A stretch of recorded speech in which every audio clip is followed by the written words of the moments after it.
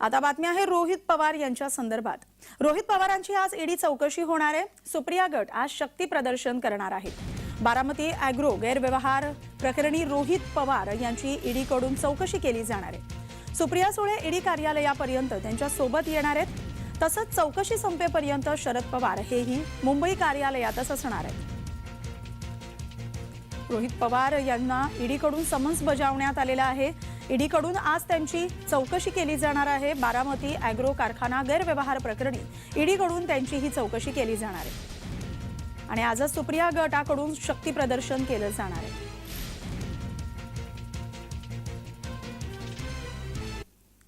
घरभेदी वगैरे हा विषय मी मनामध्ये घेत नाही।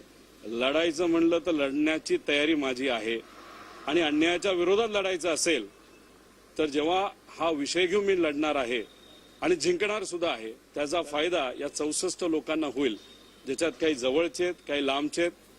पण राजकीय द्वेषातून केलेली कारवाई याच्या विरोधात लढण्याची भूमिका आणि जबाबदारी एक महाराष्ट्रातला नागरिक म्हणून माझी आहे आणि मी 100% लढणार आणि जिंकणार सुद्धा आहे।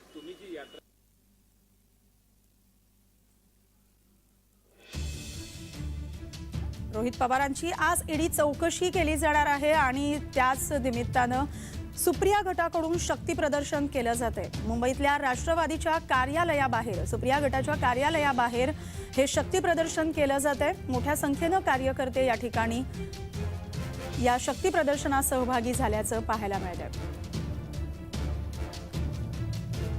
बारामती ॲग्रो कारखाना गैरव्यवहार प्रकरणी ईडी कडून रोहित पवारांना समन्स बजावण्यात आलेला आहे। रोहित पवारांची आज ईडी चौकशी केली जाणार आहे। सुप्रिया गट हा आक्रमक झाल्याचं दिसून येत आहे आणि त्यामुळे सुप्रिया गटाकडून आज मुंबई शक्ती प्रदर्शन केलं जाते। मोठ्या संख्येनं कार्यकर्ते या शक्ती प्रदर्शनात सहभागी झालेले आहेत। सुप्रिया सुळे या रोहित पवारांसोबत ईडी कार्यालयापर्यंत जाणार असल्याची माहिती मिळते। त्यासोबतच शरद पवार हे देखील आज मुंबई कार्यालयातच असणार आहेत।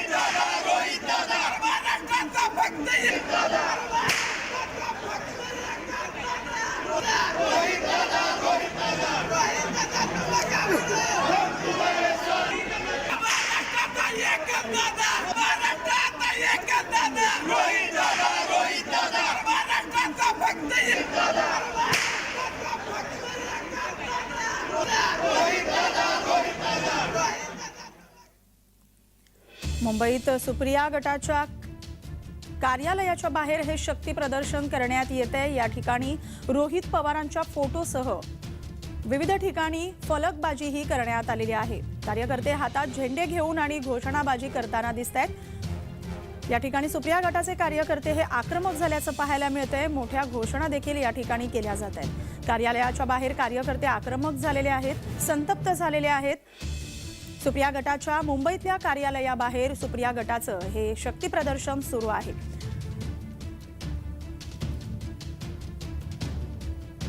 रोहित पवारांची आज ईडी कडून चौकशी केली जाणार आहे आणि त्यामुळेच आता सुप्रिया गटाचे कार्यकर्ते हे आक्रमक झालेले आहेत। सुप्रिया गटाकडून आज शक्ती प्रदर्शन केलं जाते। या ठिकाणी सुप्रिया गटाच्या कार्यालयाबाहेर कार्यकर्ते मोठ्या संख्येनं जमा झालेले आहेत। घोषणाबाजी सुरू आहे आणि हे कार्यकर्ते आक्रमक झाल्याचं पाहायला मिळते। रोहित पवारांना ईडी कडून समन्स बजावण्यात आलेलं आहे। बारामती ॲग्रो कारखाना गैरव्यवहार प्रकरणी ईडी कडून त्यांना हे समन्स बजावण्यात आले। आमचे प्रतिनिधी डॅरिल मिरांडा आपल्यासोबत दूरध्वनीवरून जोडले गेले आहेत। डॅरिल, काय सांगाल? सुप्रिया गटाच्या कार्यालयाबाहेर शक्ती प्रदर्शन सुरू आहे, कारण रोहित पवारांची आज ईडी कडून चौकशी केली जाणार आहे। कशा प्रकारचं वातावरण आहे, काय परिस्थिती आहे त्या ठिकाणी? मिनल, आपण पाहिलं तर बारामती ॲग्रो प्रकरणी जे आहे ते राष्ट्रवादी काँग्रेस शरद पवार गटाचे आमदार रोहित पवार यांना 19 जानेवारीला ईडीने समन्स पाठवला होता। तर आज 24 जानेवारीला त्यांना हजर राहण्याचे आदेश देण्यात आले होते आणि आज स्वतः रोहित पवार या चौकशीला हजर राहणार आहेत। पण आपण मात्र पाहिलं तर राष्ट्रवादी काँग्रेस पक्षाचा जो कार्यालय आहे शरद पवार गटाचा, त्याच्या बाहेर कार्यकर्ते जे आहेत ते जमले आहेत आणि एकंदरीत आपण पाहिलं तर रोहित पवारच्या समर्थनार्थ ते कार्यकर्त्यांचे रस्त्यावर उतरले आहेत आणि ईडीच्या विरोधात जे आहेत ते कार्यकर्ते निदर्शनं करत आहेत आणि आज पूर्ण दिवस जे आहे महत्वाचा आपण पाहिलं तर शरद पवार देखील कार्यालयात उपस्थित राहणार आहे। चौकशी दरम्यान जेव्हा चौकशी ईडी कार्यालय सुरू असेल तेव्हा शरद पवार स्वतः जे आहे ते राष्ट्रवादी कार्यालयात उपस्थित राहणार आहेत आणि सुप्रियाताई स्वतः जे आहे ते रोहित पवारांना यांना ईडी कार्यालयापर्यंत सोडायला जाणार असल्याची माहिती समोर येत आहे. मिनल. अगदी डॅरिल, या ठिकाणी शक्ती प्रदर्शन सुरू आहे. कोणकोणते मोठे नेते मंडळी सुप्रिया गटाचे या ठिकाणी उपस्थित आहेत आणि त्यानंतर आता कोणकोणते नेते मंडळी येण्याची शक्यता आहे? मिनल, आपण पाहिलं तर अजून असे कोणते नेते मोठे जे आहेत ते अजून उपस्थित राहिले नाही. पण मात्र दुसरीकडे आपण पाहिलं तर विधान भवनात जे आहे ते राष्ट्रवादीचे आमदार अपात्रतेची सुनावणी आणि त्यासाठी जे आहे ते जयंत पाटील असेल, खासदार अमोल कोल्हे आज सुनावणीसाठी उपस्थित राहणार आहेत. तर ते नेते देखील सुनावणी संपल्यावर इथे उपस्थित राहण्याची शक्यता जी आहे ते वर्तवण्यात येत आहे. पण मात्र अद्याप अजून कुठले असे मोठे नेते जे आहेत ते अद्याप इथे आलेले नाहीत. काही वेळातच जे आहे ते सुप्रिया सुळे असतील किंवा शरद पवार असतील इथे येणार आहेत, कार्यालयात येणार आणि अजून मोठ्या संख्येने अजून कार्यकर्ते देखील उपस्थित राहणार आहे. पण मात्र आपण पाहिलं तर अजून अद्याप कुठलाही मोठा जो चेहरा आहे राष्ट्रवादी शरद पवार गटाचा तो अजून इथे आलेला नाही. अगदी डॅरिल, रोहित पवारांची ही जी चौकशी होणार आहे साधारण किती वाजता ही चौकशी सुरू होणार आहे या संदर्भात काही माहिती मिळते का? सूत्रांनी दिलेल्या माहितीनुसार मिनल आपण पाहिलं तर 11 वाजता जे आहे ते ईडी कार्यालयात जे आहे ते रोहित पवारांची चौकशी सुरू होणार आहे. सुमारे 10 वाजता ते 10:15 वाजेपर्यंत रोहित पवार स्वतः ईडी राष्ट्रवादी कार्यालयात जे आहे ते दाखल होणार आहे आणि तिथून जे आहे ते सुप्रियाताई स्वतः रोहित पवार यांना सोडायला ईडी कार्यालयापर्यंत जाणार आहे. तर 11:15 ते 11च्या दरम्यान जे आहे ते रोहित पवार जे आहे ते ईडी कार्यालयात दाखल होणार आहेत आणि त्यानंतर जे आहे ते ईडीचे अधिकारी जे आहेत ते रोहित पवार यांची चौकशी करणार आहेत. मिनल. अगदी डॅरिल, आपण आताच सांगितल्याप्रमाणे साधारण 11च्या सुमारास रोहित पवारांची ही ईडीकडून चौकशी केली जाणार आहे. मात्र आतापासूनच हे कार्यकर्ते कार्यालयाबाहेर आक्रमक झाल्याचं पाहायला मिळते. घोषणाबाजी सुरू आहे, त्यामुळे हळूहळू ही परिस्थिती अधिकच वाढत जाण्याची देखील चिन्ह दिसत आहेत. पोलिसांचा फौजफाटा कशा प्रकारे तैनात करण्यात आलाय या ठिकाणी?